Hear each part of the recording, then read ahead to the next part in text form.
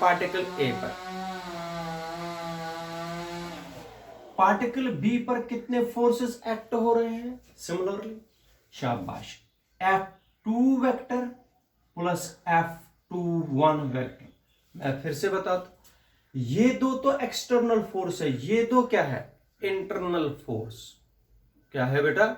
Internal force. अब इस particle का मास m1 है और वेलोसिटी v1 है, इस पार्टिकल का मास m2 है, वेलोसिटी v2 है। तो लीनियर मोमेंटम आप सबको पता है, force is equal to dp upon dt हो गया d upon dt of p का मतलब है mv, p is equal to mv। ये न्यूटन का सेकंड लॉ है।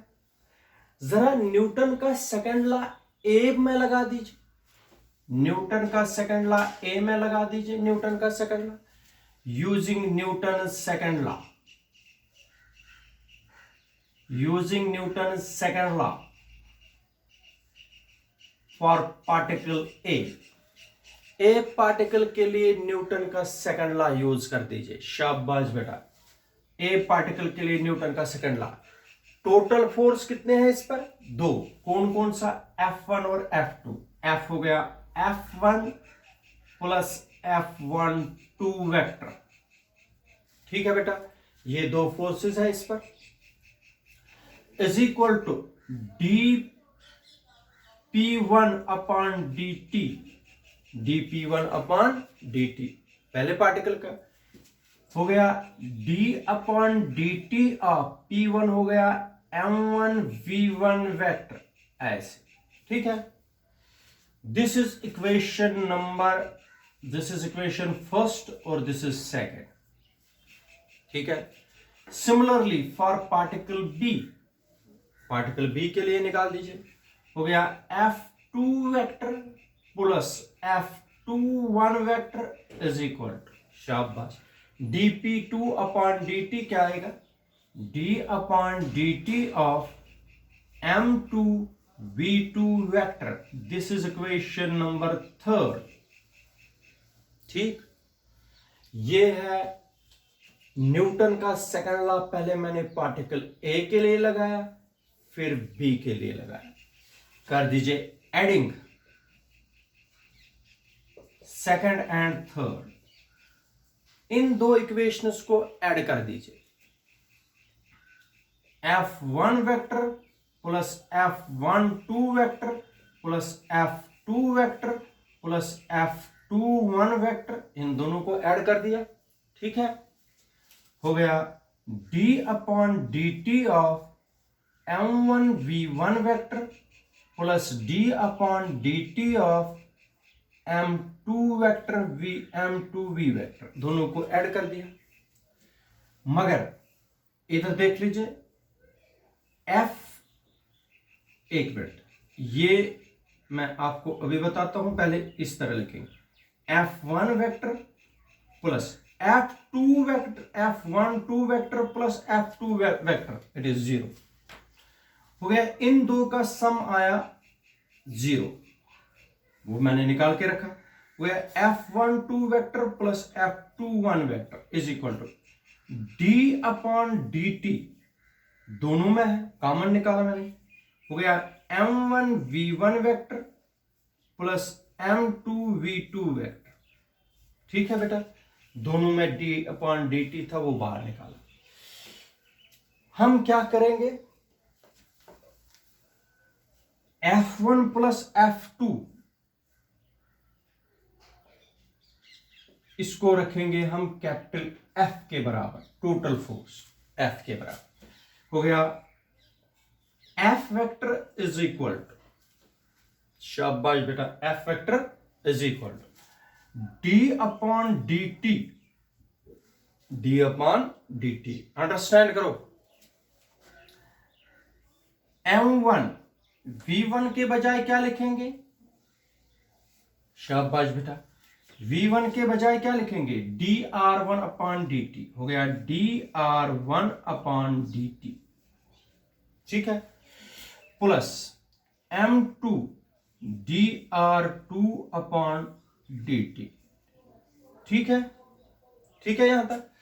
आप देखो F vector is equal to d/dt, इसी तरीके से लिखेंगे, इसको लिखेंगे d/dt ऑफ m1r1 वेक्टर, ऐसे लिखेंगे, इसको यहां पर लिया, plus d/dt of m2r2 vector, इसको यहां पर रखा, इसको यहां पर। अब दोनों के कॉमन है d और dt। ठीक है, ठीक है बेटा, बोर्ड को मिटाना पड़ेगा मुझे, बड़ा क्वेश्चन है।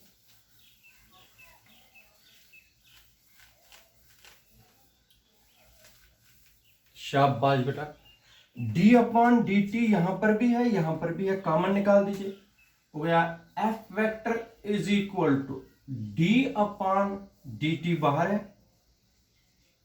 ठीक है, तो इसमें d/dt फिर से बाहर निकाले, d/dt इसमें बाहर निकाला, तो ब्रैकेट में रहेगा m1r1 vector plus m2r2 vector, ये ऐसे रहेगा क्योंकि दोनों में d/dt को बाहर निकाला।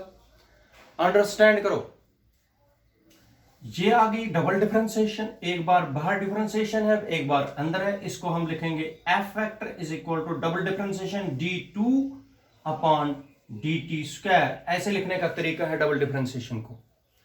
तो ब्रैकेट के अंदर रहेगा m1r1 vector plus m2r2 vector, ये ब्रैकेट में ऐसे रहेगा, ठीक है। अब देखो क्या करूंगा, multiply and divide, multiply and divide RHS by m1 plus m2, इस वाले साइड को m1 प्लस m2 से मल्टीप्लाई और डिवाइड करिए। शाबाश बेटा, जरा बता दीजिए क्या आएगा, F vector is equal to m1 plus m2 multiply किया और डिवाइड भी करूंगा, d2/dt square m1r1 vector plus m2r2 vector upon, शाबाश बेटा, m1 plus m2, m1 plus m2 बाहर निकाल सकते हैं क्योंकि कांस्टेंट है, और ये कैंसिल हो जाएगा, फिर से वही बनेगा। ठीक है यहां तक, यहां तक ठीक है बेटा। इधर सुनिए, अगर न्यूटन का second law, Newton second law अगर हम देखेंगे, वो है F is equal to m a, सबको पता है न्यूटन का सेकंड लॉ क्या है बेटा, F is equal to m a. अगर मैं लिखूंगा F vector is equal to m1 plus m2 into a vector, ये है सेंटर ऑफ मास के लिए, क्योंकि सेंटर ऑफ मास तो यहां पर है। तो अगर इसको मैं लिखूंगा m1 प्लस m2, ठीक है बेटा, it is the point at which whole mass of the body is supposed to be concentrated. A को लिखूंगा, आप लोगों को पता है एक्सेलरेशन सबको पता है, d2r/dt स्क्वायर होता है कि नहीं, जब वेलोसिटी r है डिस्टेंस, अगर r डिस्टेंस है, एक बारी करेंगे तो v is equal to dr/dt, a is equal to d2r/dt square. तो मैं अगर यहां पर लिखूंगा d2/dt स्क्वायर RCOM, क्योंकि m1 plus m2 is the mass which is concentrated at point C, और पॉइंट C का पोजीशन वेक्टर है RCM। अगर R1 लिखेंगे तो वो होगा V1, dr2 अपॉन dt हो गया v2। अगर drcom अपॉन dt तो वो तो वेलोसिटी होगी, लेकिन अगर दो बार इसी पोजीशन वेक्टर को डिफरेंशिएशन करेंगे वो तो एक्सेलरेशन बनेगी। इसका मतलब हो गया इस पॉइंट पर जो पोजीशन वेक्टर है वो है rcom। इस equation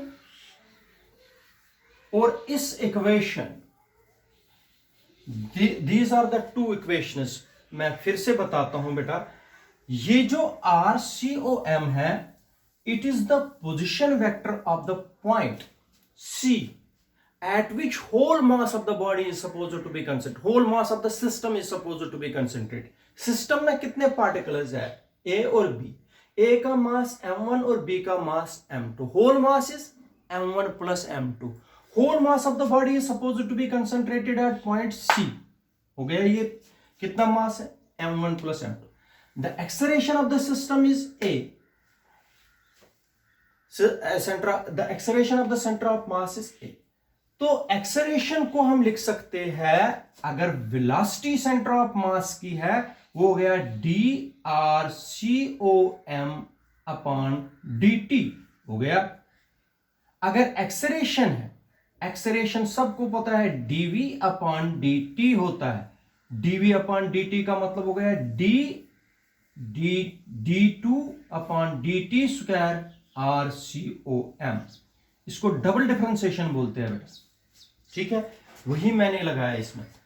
if this is equation first and this is equation second, compare these two equations. इस इक्वेशन और इस इक्वेशन को कंपेयर करिए, ये और ये और ये, d2 और d2, ये पोर्शन ये पोर्शन। तो इसका मतलब rcom is equal to m1r1 plus m2r2 upon m1 plus m2। बेटा ये याद रखना है ज़बानी। This is the required expression for position vector of the centre of mass.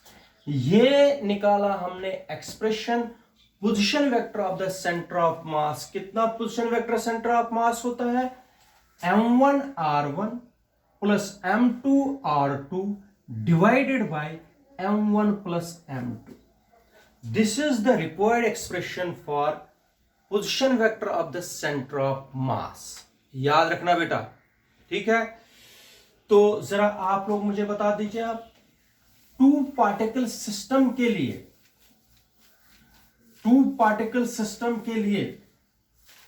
कितना आया एक्सप्रेशन।